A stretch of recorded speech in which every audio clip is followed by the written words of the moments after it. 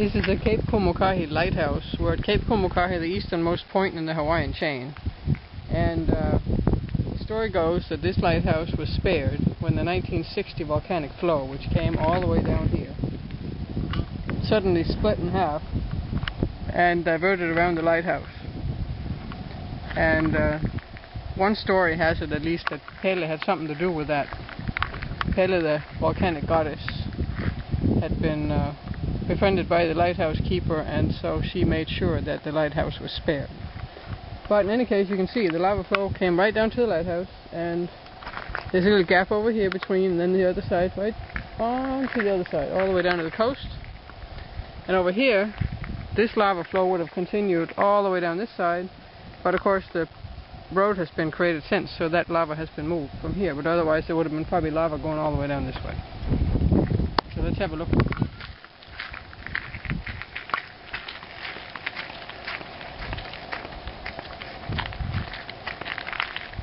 Yeah, that's the road we came in on right here. So all that stuff came down in 1960, all the way down to the ocean.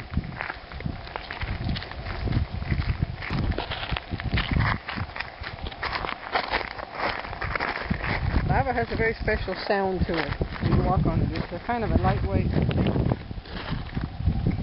Doesn't weigh that much. Depends what kind of lava too, you know. But it's fairly lightweight. You could definitely scrub with it. It's nice and the story also goes with Pele and her moods that you don't remove any lava rock from Hawaii, because if you do, particularly from the Big Island, but anywhere really, but she lives in the caldera, Halemaumau crater, up in Volcanoes National Park. That is her home to this day, and if you remove a piece of lava, chances are you'll have some problems when you get home, or at some point later in your life. And I'm not kidding. There are boxes and boxes every year that get shipped back from wherever to Volcanoes National Park to the rangers, begging forgiveness for taking the rocks years ago, with a little, you know, offering of a necklace or some fruit or something for Pele, to make sure things get put back on track, because Pele very much is alive today. There's plenty of evidence. So here we have a piece of Pele here. It's got destructive forces available for it. So if you think about 1960, and now we're almost 50 years after that, just to have a look at what grows in this stuff. This is fairly young lava here.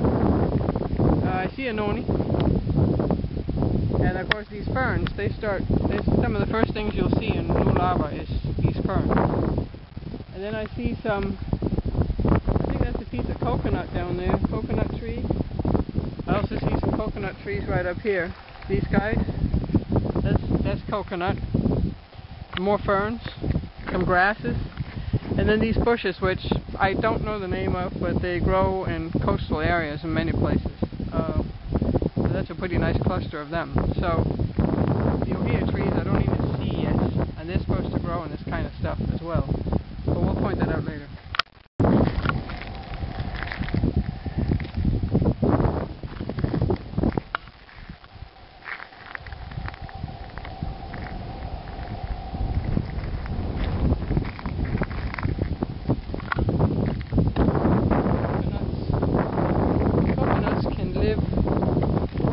Off of themselves for about a year or so.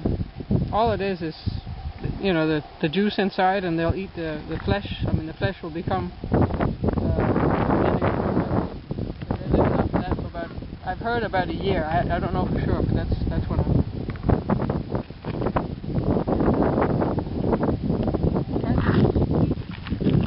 It does have roots now, so this thing is over a year old at this point. Because they're supposed to live off this thing for a year and then start putting out roots, and then you need to grow it in something, but obviously this thing seems to be actually putting roots down in lava.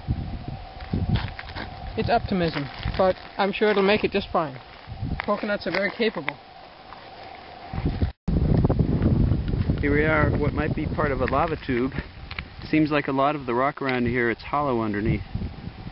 But in this case, the rock on the surface would have cooled and hardened while underneath it kept flowing. So you got these hollow places. Sometimes it's places where new plants grow, things like that. These must be lichens. Yep. That's right. Here's lichens which have set up colonizing land here, turning the rock into soil. That's 50 years ago. So we'll just do a 360 here so you can see where we're standing. I do see another tree though. Once we get around, I'll point it out. There's a lighthouse, and we'll move along here through the lava flow. There's an ito, it's an ironwood tree right there. So that's another one. And some trees up there, we can't really tell what they are right now. And then you have the ocean pretty close by, where the lava of course was flowing out and then cooling off and moved to get all that steam and stuff. And that's where the island grew. And all this landmass wasn't there until 1960. This is new land. And it continues all the way around. So, in 1960, Hawaii got a little bigger, and the easternmost point of the Hawaiian chain got a little more easternmost, I suppose you could say. So there we have it.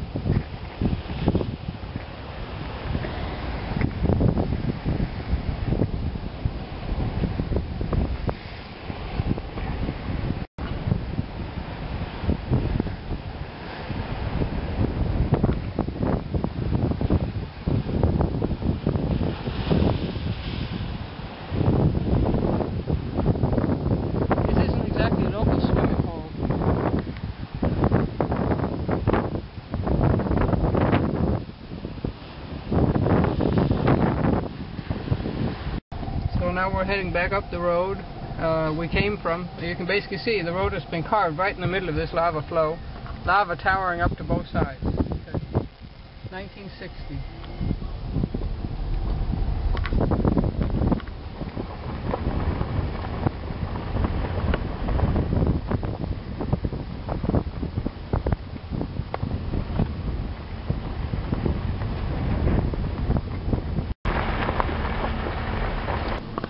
Right here we have a ohia lehua tree, or blossoms on that tree, in bloom.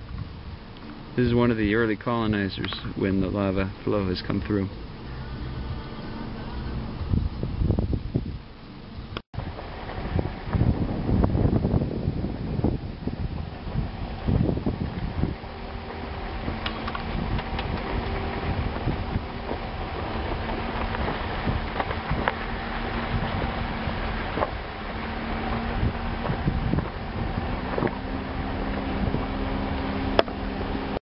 This is an area of lava, of older lava, surrounded by the 1960 flow.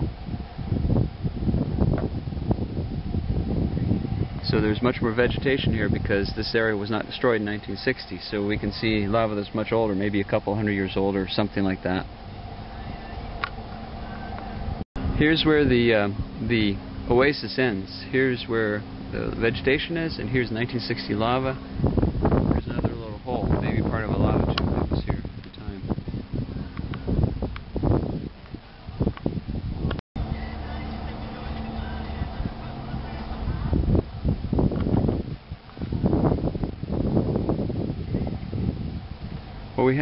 What we have in the distance here is, once again, islands, old cinder cones, areas that are above the 1960 lava, so they didn't get covered. So you can see they have plenty of vegetation. And of course this area is just, a jagged wasteland, but with new plants growing.